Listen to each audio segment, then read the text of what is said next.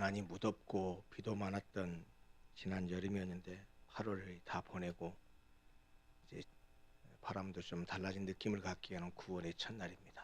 9월 월상 예배 하나님께 같이 묵상 기도하심으로 시작하겠습니다. 묵도하겠습니다.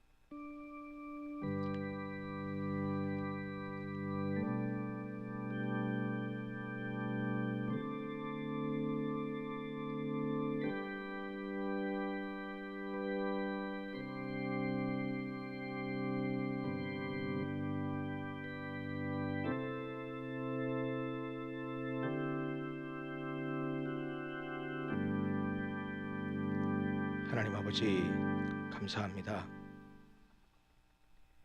날마다 하나님의 은혜가 아니면 살아갈 수 없는 그런 존재임을 고백하며 오늘도 지난 8월 한 달을 다 은혜 가운데 보내고 새로운 한 달을 맞이하며 우리의 삶을 우리의 하루하루를 주님께 올려놓기 위하여 첫날을 하나님께 올려드리는 귀한 월상 예배를 드립니다.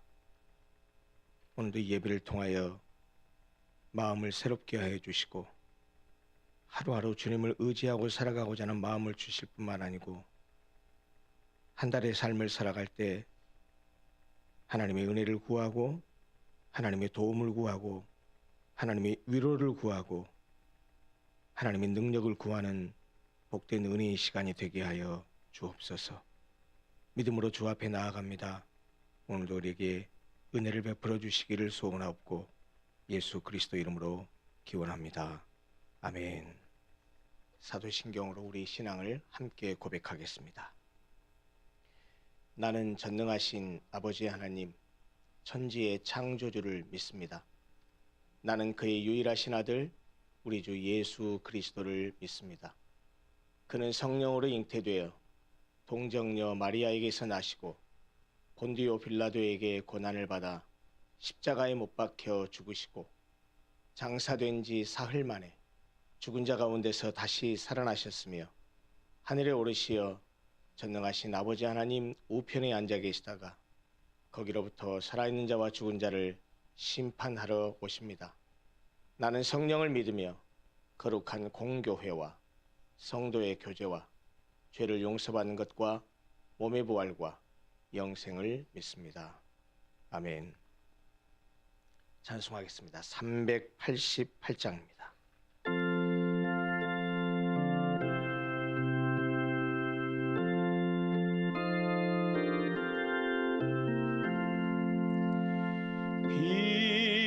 비바람이 칠 때와 물결 높일 때에 사랑 많은 우리 주 나를 품어 주소서. 풍파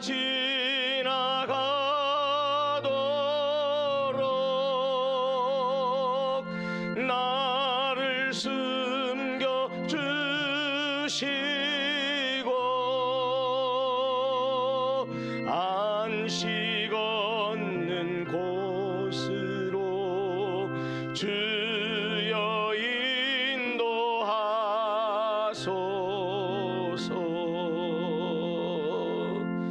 나의 영혼 피할 때 예수밖에 없으니 혼자 있게 마시고 위로하여 주소서. 구주 의지하옵고 도와주심 비오니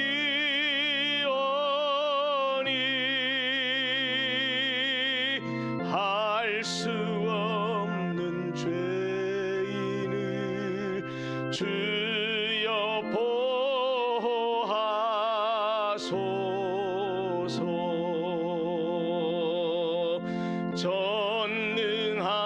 하신 예수께 나의 소원이 있으니 병든 자와 맹인을 고쳐주신 빕니다.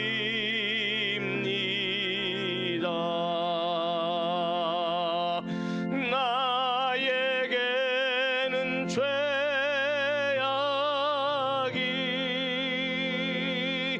가득하게 찼으나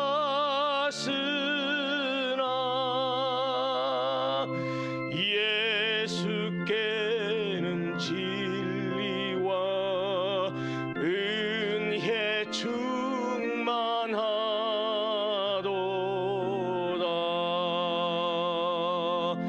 나의 죄를 사하는 주의 은혜 크도다. 생명수로 고치사 나를 성케 하소서. 생명수는 예수니 마시게 하시옵고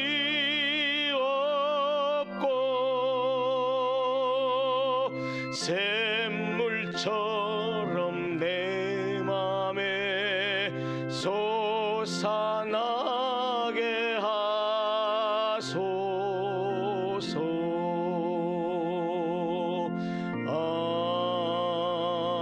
아멘. 우리 잠시 합심해서 기도하도록 하겠습니다. 지난 한 달 지켜주신 하나님의 은혜에 감사하고 또 새로운 한 달을 주신 하나님께 한 달을 의탁하는 기도를 함께 하겠습니다.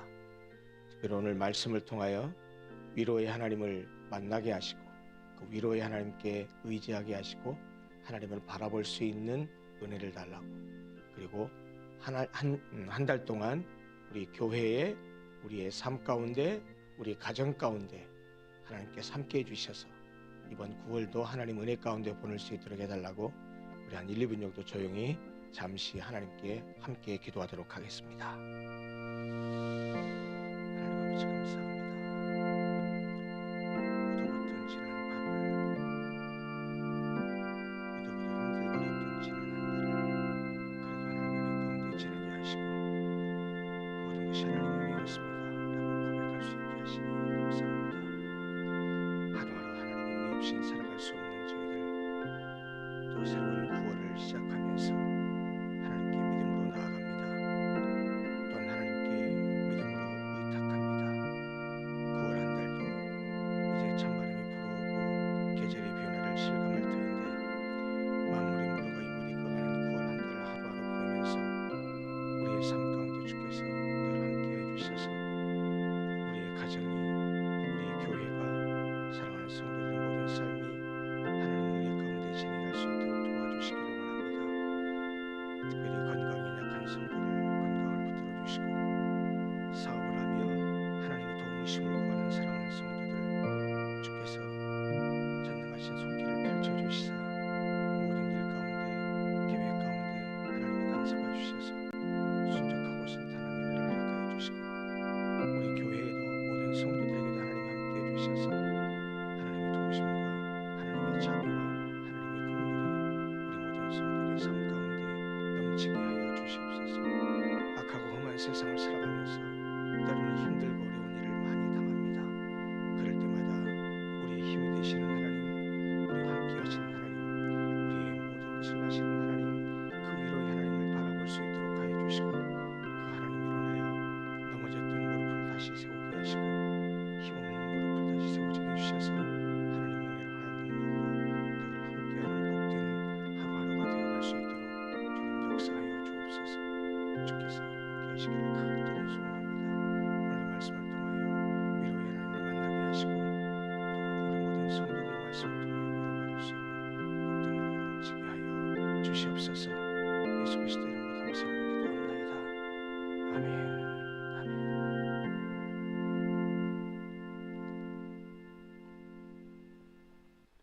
하나님 말씀 함께 나누겠습니다. 신약성경 고린도후서 1장 1절부터 11절까지입니다.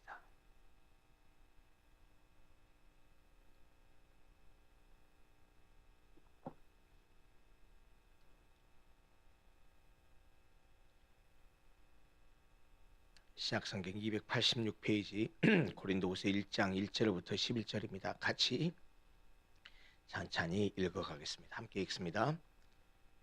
하나님의 뜻으로 말미암아 그리스도 예수의 사도된 바울과 형제 디모데는 고린도에 있는 하나님의 교회와 또 온 아가야에 있는 모든 성도에게 하나님 우리 아버지와 주 예수 그리스도로부터 은혜와 평강이 있기를 원하노라.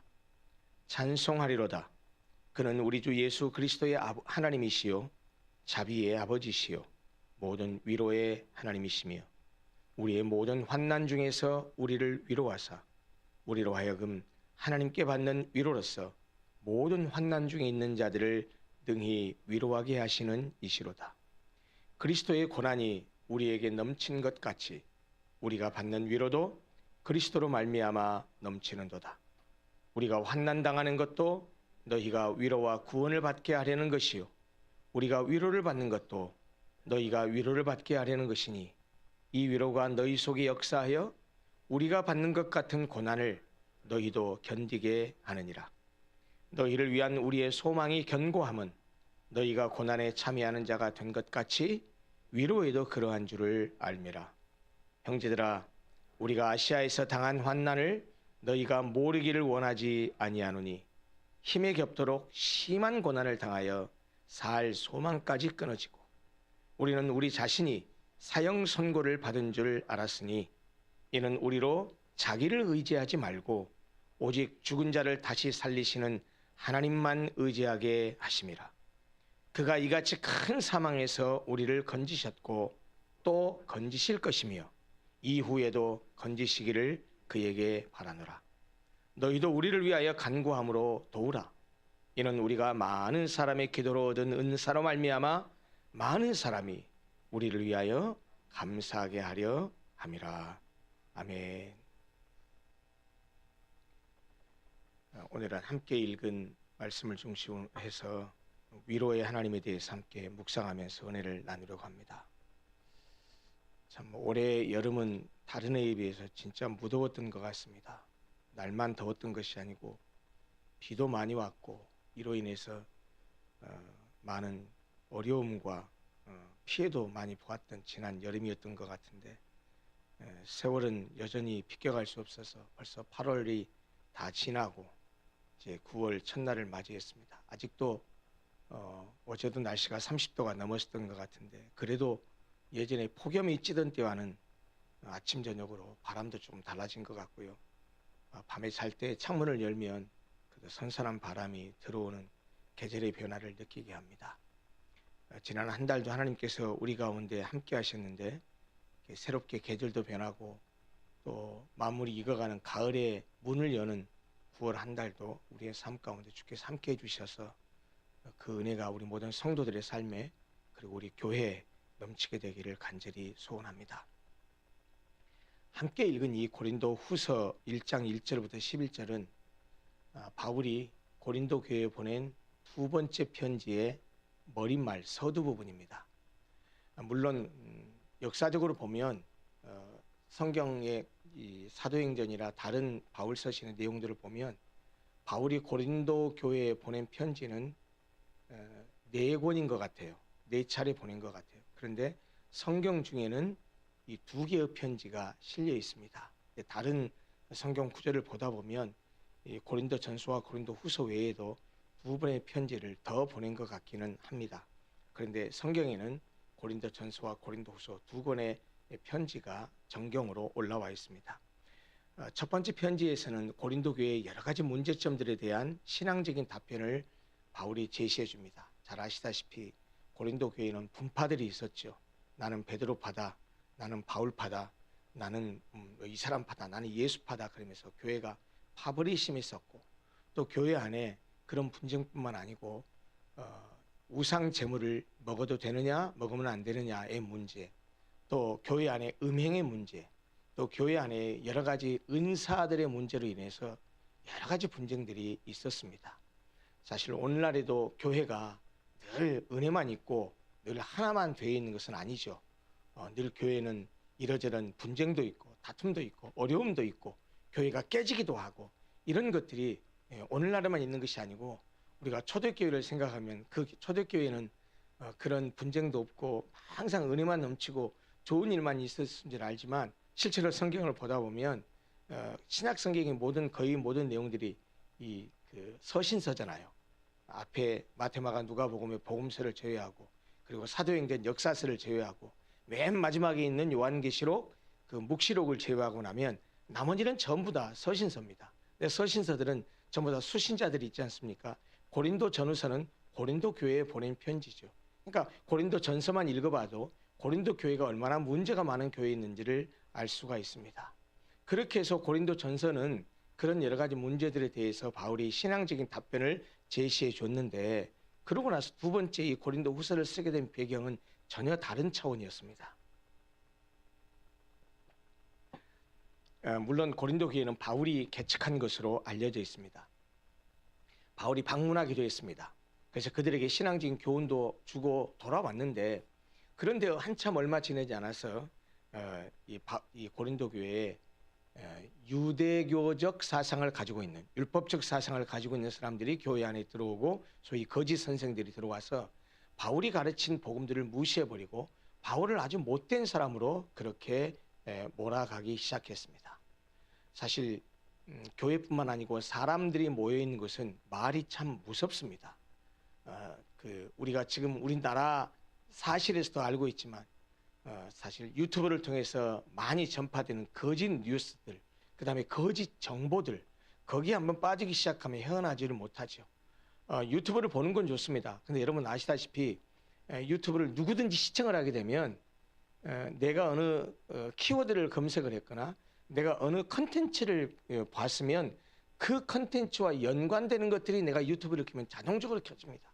그러니까 예를 들어서 내가 보수적인 성향의 그런 정치적인 성향의 유튜브를 봤다, 계속 그게 올라옵니다. 내가 진보적 성향의 유튜브 어떤 영상을 봤다 그러면 내가 유튜브를 켜자마자 그런 영상들이 계속 이 컨텐츠가 같이 따라옵니다. 그러면 내가 보수적 성향이든 진보적 성향이든 그 컨텐츠만 계속 보게 되면 다른 측의 사고나 다른 측의 생각을 보지 못합니다. 사실 유튜브가 좋은 것도 있지만 그런 것들을 분별할 줄 알고 자기가 걸릴 줄 알아야 되는데, 그렇지 않으면 정치적으로도 굉장히 잘못된 성향, 편향적인 사고에 빠져버립니다. 그게 보수든 진보든. 정치적인 것뿐만 아니죠. 모든 것들이 저는 예를 들어서 스포츠 가운데 축구를 좋아한단 말이죠. 그러면 제가 스포츠 영상에 관한 것을 보려고 하면 유튜브를 켜면 야구나 농구는 안 나와요. 계속 축구만 올라와요. 이렇게 하는 것이 유튜브인데 모든 것이 다 이렇게 그 시스템으로 이렇게 돼 있습니다. 그러다 보니까 사람이 어느 한 곳에 집착하게 되는데, 교회뿐만 아니고 사회에도 말을 통해서 인간관계에서 벌어지기 때문에 어떤 이야기들이, 잘못된 정보들이 이야기되기 시작하면 확대 재생산되어 가죠. 사실 교회에서도 제일 무서운 것 중 하나가 뭐냐면 이 카더라 통신입니다. 자기가 직접 경험하거나 자기가 직접 확인한 것이 아니고 모 집사가, 모 권사가 하는 얘기를 듣고, 아, 목사님이 그랬대, 장로님이 그랬대, 이번에 어떤 권사가 그랬대 라고 전해주는 말을 듣고 그 말을 들으면 그냥 좋지 못한 이야기들은 그냥 흘려 듣거나 아니면 그런 이야기를 하는 사람들에 대해서 반응을 하지 않으면 좋은데, 반응을 하거나 또 동조를 하게 되면 이제 그 문제들이 계속 확대 재생산이 되면서 떠도는 이야기가 팩트가 되어버립니다. 그 사실을 바울이 당한 겁니다. 그 새로운 유대교적인 사상을 가진 사람들이 들어와서 바울을 욕하기 시작하고, 바울이 전했던 복음이 그게 아니다라고 말하면서 과거에 율법적인 유대교적인 사상을 계속해서 얘기를 하다 보니까 바울이 죽일 놈이 되어버린 겁니다. 바울은 사도도 아닌 사람이 되어버린 것입니다. 여러분, 바울 서신을 읽다 보면 맨 첫 번에 오늘 본문에도 그랬습니다. 뭐라고 얘기했냐면 1장 1절에 고린도후서 1장 1절에 이렇게 말해요. 하나님의 뜻으로 말미암아 그리스도 예수의 사도된 바울과 형제 디모데는 하면서 편지를 쓴 사람, 발신자를 얘기하고 있는데, 바울이 지금 자기를 소개할 때 뭐라고 소개하고 있나 보십시오. 하나님의 뜻으로 말미암아 그리스도 예수의 사도된 바울, 자기 자신을 그렇게 소개합니다. 나 하나님의 뜻으로 된 사도다. 왜냐하면 당시에 고린도 교회가 대표적이었습니다. 쉽게 말하면 왜 바울이 사도야? 바울 사도 아니야. 12사도 아니잖아. 예수님의 제자 아니잖아. 그런데 왜 우리가 그를 사도라고 불러야 돼? 라고 하면서 그의 사도권에 대해서도 계속 시비를 붙였습니다. 그렇게 해서 결국에는 이 사도 바울의 권위를 땅에 떨어뜨리고, 사도 바울의 권위를 땅에 떨어뜨림으로 말미암아서 그가 전하는 메시지, 그가 전했던 복음 자체를 폄훼시키기 위해서 이런 일을 행했던 것입니다. 그 얘기를 바울이 자기의 사도권을 다시 옹호하고 변호하고, 그리고 그 외에 다른 문제들에 대해서 또 추가적으로 신앙적인 교훈을 주기 위해서 보낸 두 번째 편지가 바로 오늘 이 고린도 후서입니다. 그 중에 우리가 오늘 첫 번째 머릿말 인사 부분을 다뤘는데, 여기에 바울이 핵심적으로 하나님에 관한 얘기를 하면서 이 고린도 교회 교인들을 위로하는 위로의 말씀을 주십니다. 오늘 본문에 보면 위로라는 말이 여러 차례 등장해요. 굉장히 많은 잦은 빈도수가 등장합니다. 하나님도 어떻게 소개하느냐? 위로의 하나님으로 소개합니다. 한번 본문을 다시 한번 보십시오. 바울이 맨 먼저 지금 이 편지를 쓴 발신자로서 수신자인 고린도 교회 사람들과 아가야 지방에 있는 그리스도인들에게 이렇게 평안을 빕니다. 하나님 우리 아버지와 주 예수 그리스도로부터 은혜와 평강이 있기를 원하노라. 이렇게 인사말을 먼저 합니다. 그러면서 맨 먼저 나오는 1장 3절에 마치 터뜨리듯이 하는 바울의 고백이 무엇입니까? 찬송하리로다. 찬송하리로다라고 외치듯이 하나님을 찬양합니다. 그 하나님 찬양하리로다, 찬송하리로다라고 했는데 누구를 찬송합니까? 하나님 아버지를 찬송합니다. 그런데 하나님 아버지에 대해서 3절과 4절에서 하나님을 찬양하는데, 그 하나님을 찬양하는 구체적인 내용들이 어떤 것입니까? 3절, 4절 보십시오. 이렇게 묘사합니다. 하나님은 우리 주 예수 그리스도의 하나님이시다. 하나님은 자비의 아버지시다. 하나님은 모든 위로의 하나님이시다. 하나님은 우리의 모든 환난 중에서 우리를 위로하시는 분이시다. 하나님은 우리가 그로부터 받은 위로로 환난 중에 있는 자들을 위로하게 하시는 그런 분이시다 라고 하나님을 묘사하고 하나님을 찬양합니다. 한마디로 말하자면 지금 고린도 교회 교인들에게 두 번째 편지를 보내면서 하나님을 찬양하면서 말하는 핵심적인 내용은 한마디로 하나님은 위로의 하나님이시다 라는 그런 말씀입니다.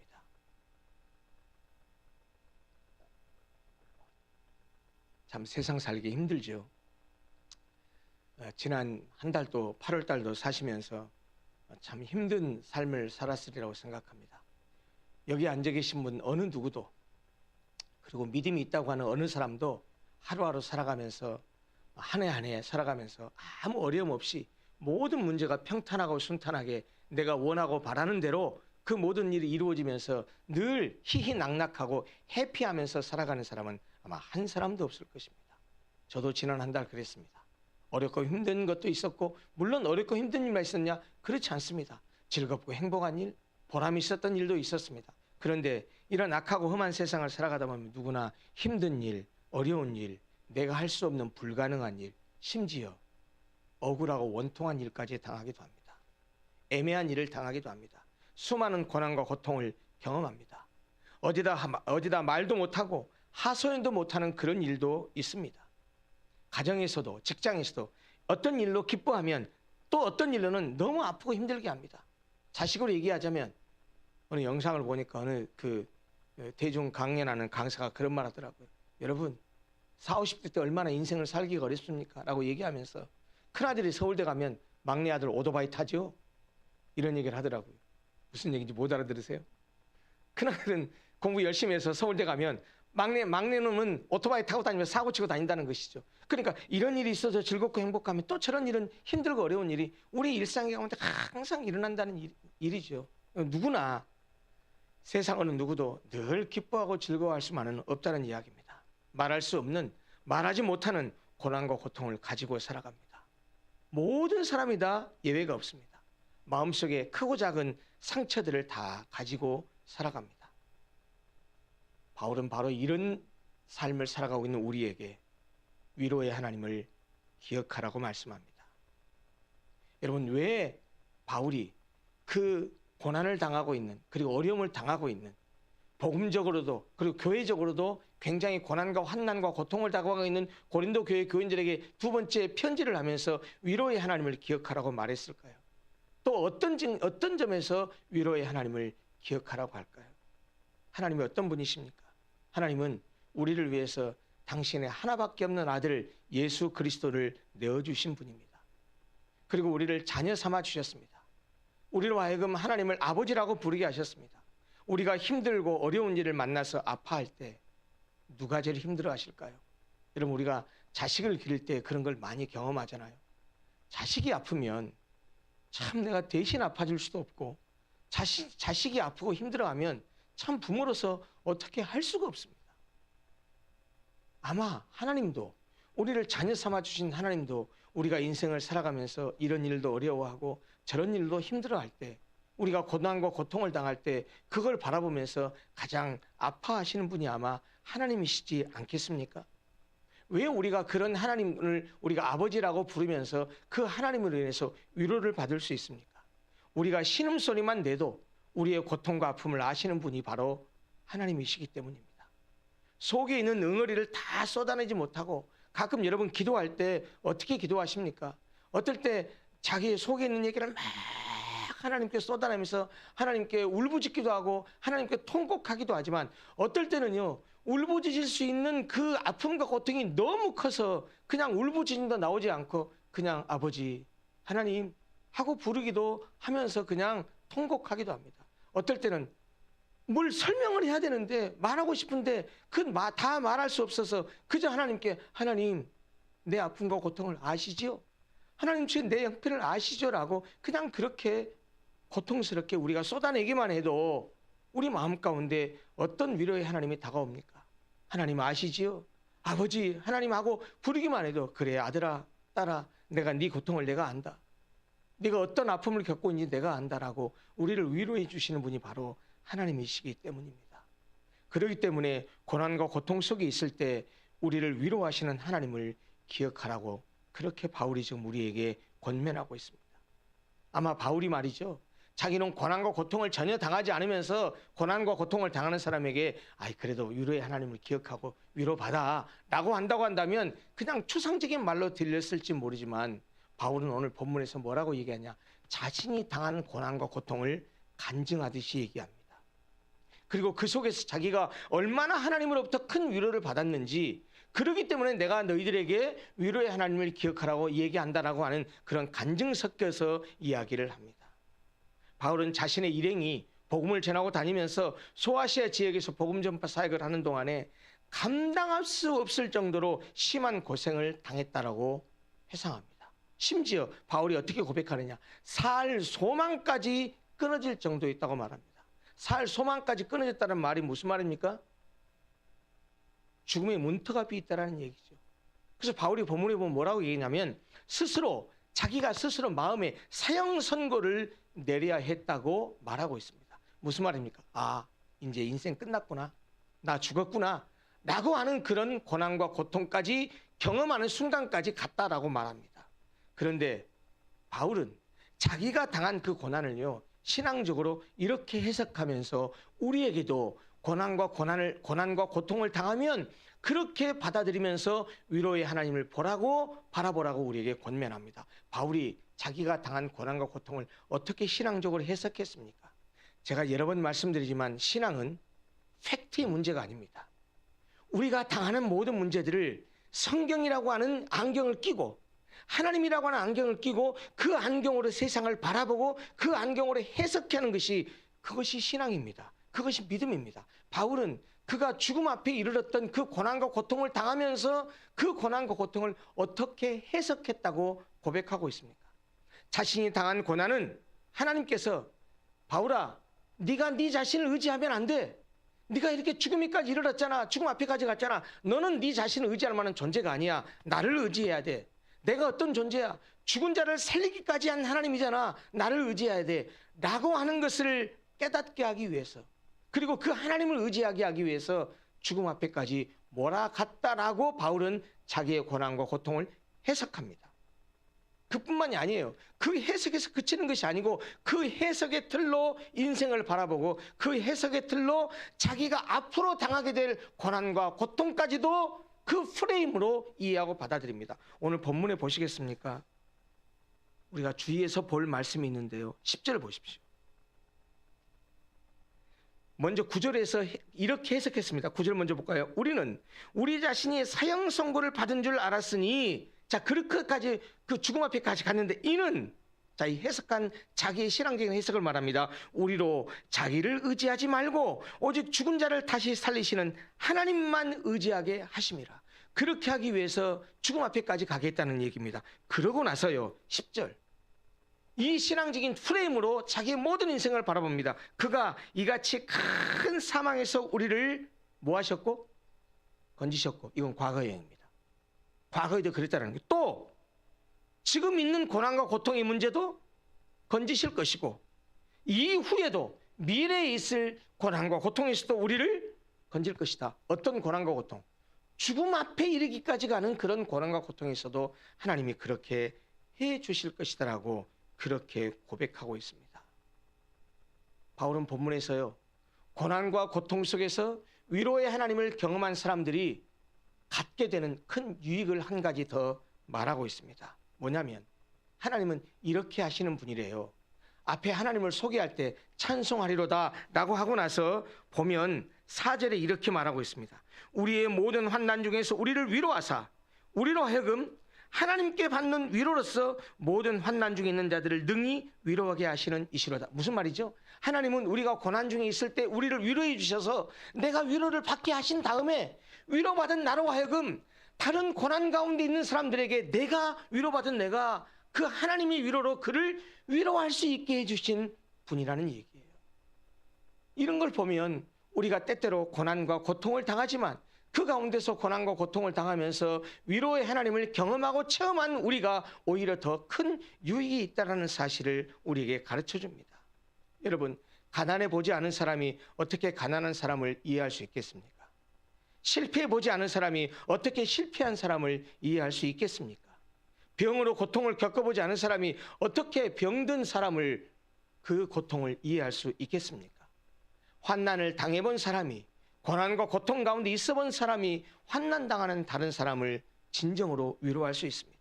그런 점에서 환난 중에 하나님이 위로를 경험한 사람이 고난 중에 있는 다른 사람들을 위로할 수 있게 해준다는 점에서 때로 환난과 고난과 고통이 우리에게 유익이 된다는 말입니다. 여러분, 모든 사람들은 예외 없이 고난을 당합니다. 그 고난으로 인해서 사람들은 상처를 받기도 하고 절망하기도 합니다. 어떤 사람은 그런 상처와 고난이 너무 깊어서 위로받지 못하면, 누군가에게 위로받지 못하고 누군가에게 그 상처를 싸매지 못하면 좌절하게 되고, 우리가 흔히 말하는 우울증에 시달리게 되고, 급기야 그 우울증이 심해지면 극단적인 선택을 하기도 하는 것이 인생입니다. 여러분, 우리도 이럴 가능성이 있습니다. 우리도 그럴 수 있습니다. 무슨 말입니까? 우리도 고난과 고통과 환난이 지극하게 너무 심해지게 되면 하나님을 바라보지 못하고 하나님으로부터 위로를 받지 못하고 성도들로부터, 우리 형제 자매들로부터 위로받지 못하면 우리도 이렇게 우울증에 빠지고 극단적인 선택을 시도할 만한 그런 마음에, 그런 나락에까지 빠질 수도 있다는 얘기입니다. 아니, 어떻게 믿음 있는 사람이 그럴 수 있겠습니까? 아니요, 그럴 수 있어요. 그러라는 말이 아니고요. 그럼에도 불구하고 우리가 항상 그래서 고난과 고통을 당할 때, 환난을 당할 때 우리의 신앙으로 바라봐야 될 분이 바로 위로의 하나님, 우리에게 힘을 주시는 하나님, 우리에게 함께해 주신 하나님에 대한 그 하나님을 바라볼 수 있는 눈, 안목이 있어야 한다는 말입니다. 여러분, 상처받고 절망한 사람들을 누가 치료할 수 있겠습니까? 바로 모든 상처를 싸매 주시고 그런 깊은 절망 가운데서도 희망을 주실 수 있는 유일하신 분, 오늘 본문이 말하고 있는 모든 위로의 하나님, 그 한 분뿐입니다. 혹시 여러분들 가운데 지금도 남에게 말하지 못하는 어려움과 힘든 고난과 고통을 겪고 있을지 모릅니다. 환난의 어두운 터널을 지나고 있을지 모릅니다. 가정의 어떤 문제로, 직장의 어떤 문제로, 자녀의 어떤 문제로, 사업상의 어떤 문제로, 인간관계의 어떤 문제로, 경제적으로 얽혀있는 어떤 문제로 고난과 고통 가운데 어둠의 터널을 지나고 있을지 모릅니다. 우리는 그런 상황에 빠져 있으면 누구나 자연스럽게 나오는 것이 원만과 불평일 수 있습니다. 낙심할 수 있습니다. 그러나 오늘 본문은 우리에게 고난 중에 있을 때, 환난 중에 있을 때 위로의 하나님을 기억하고 위로의 하나님을 바라보라고 말씀하십니다. 고난의 끝에는, 그 고난이 지나고 나면 우리가 믿기는 하나님이 준비한 축복과 하나님이 준비한 은혜가 분명히 있습니다. 고통에는 뜻이 있고 그 고통이, 고난이 우리에게 유익을 가져다 준다는 사실은 우리가 신앙생활을 하면서 늘 경험하는 바입니다. 이제 9월달 새로운 한 달이 주어졌는데 매일 하루하루가 늘 희희낙낙하고 즐겁고 기쁜 일이 있으면 얼마나 좋겠습니까? 아마 이번 달에도 어려운 일이 우리 앞에 닥쳐올지 모릅니다. 어려운 일이 있을 수 있습니다. 예수 믿는다고 해서 고난과 고통과 어려움이 전혀 오지 않는 것이 아닙니다.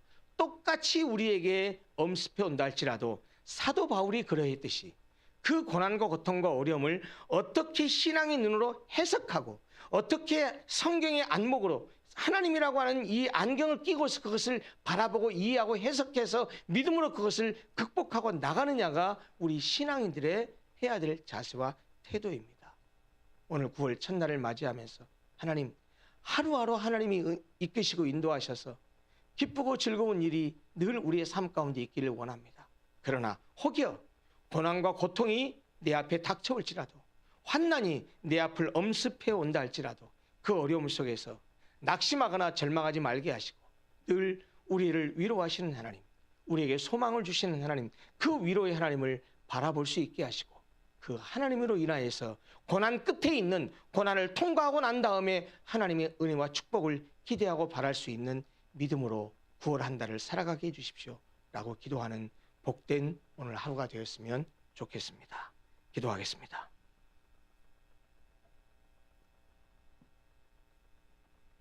하나님 아버지, 또 새로운 한 달을 우리에게 허락해 주셔서 믿음으로 주님께 새로운 한 달을 또한 의탁하고 하나님의 손에 올려놓습니다. 우리가 하루하루를 살아가면서 바라고 원하는 대로, 뜻하는 대로, 계획하는 대로 모든 일이 이루어지기를 바라고 소망하지만 때로는 우리에게 즐거움과 기쁨을 주는 그런 일들도 있으나 우리가 감당할 수 없는 고난과 고통, 어려움도 우리 앞에 놓이기도 합니다. 하나님 아버지, 고난이, 고통이, 환난이 우리 앞에 닥쳐올 때 그 속에서 좌절하거나 낙심하고 나락에 떨어지지 말고 우리를 늘 사랑하시고 지키시고 보호하시고 함께 하시는 그 하나님, 우리를 진정으로 위로할 수 있는 모든 위로의 하나님을 바라보게 하시고 어떤 상황 가운데서도 우리를 위로해 주시고 힘 주시는 그 하나님을 품고 살아가고 그 하나님을 바라볼 수 있는 믿음으로 살아가는 이번 9월 한 달이 될 수 있도록 사랑하는 모든 성도들에게 은혜로 함께하여 주옵소서. 예수 그리스도 이름으로 기도합니다. 아멘. 213장 4절 찬송하면서 하나님께 예물 드린 후에 그리고 헌금기도 축복기도 한 다음에 예배를 마치도록 하겠습니다. 예배 후에 혹 안수기도를 원하시는 분은 앞으로 나와서 의자에 앉으시면 기도하도록 하겠습니다.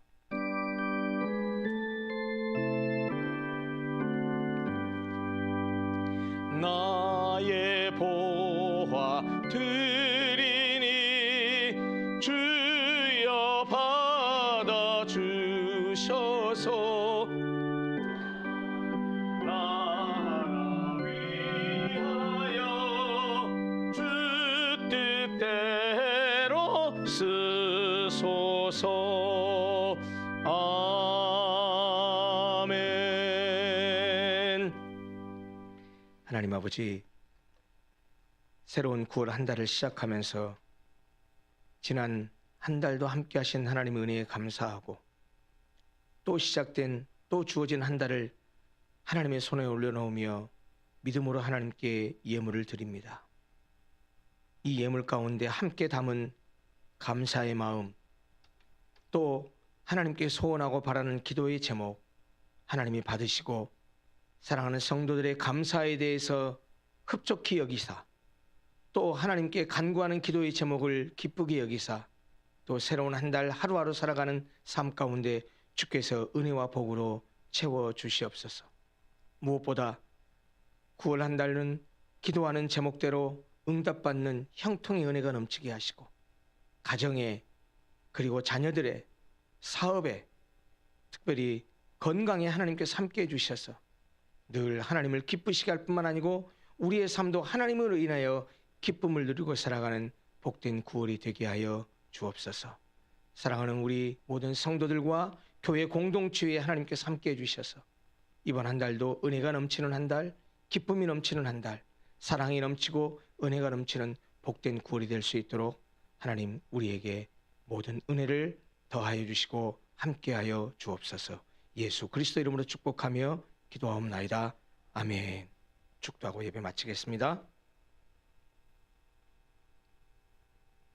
우리 구주 예수 그리스도의 구원의 은혜와 우리 하나님 아버지의 극진하신 사랑과 성령 하나님의 함께하시고 보호하시고 인도하심이 새로운 9월 한 달을 시작하면서 어떤 어려움과 고난과 고통이 설사 우리 앞에 온다 할지라도 그 고난과 고통 앞에서 좌절하거나 낙심하지 아니하고 우리를 진정으로 위로해 주시고 함께해 주시는 그 위로의 하나님을 바라보면서 다시 힘을 얻고 일어나며 그 하나님을 붙들고 살아가기를 소원하는 사랑하는 우리 모든 성도들과 이 자리에 함께 참여한 사랑하는 우리 귀한 하나님의 백성들, 그리고 우리 로고스 교회 공동체 위에 이제로부터 영원토록 함께 있을지어다. 아멘.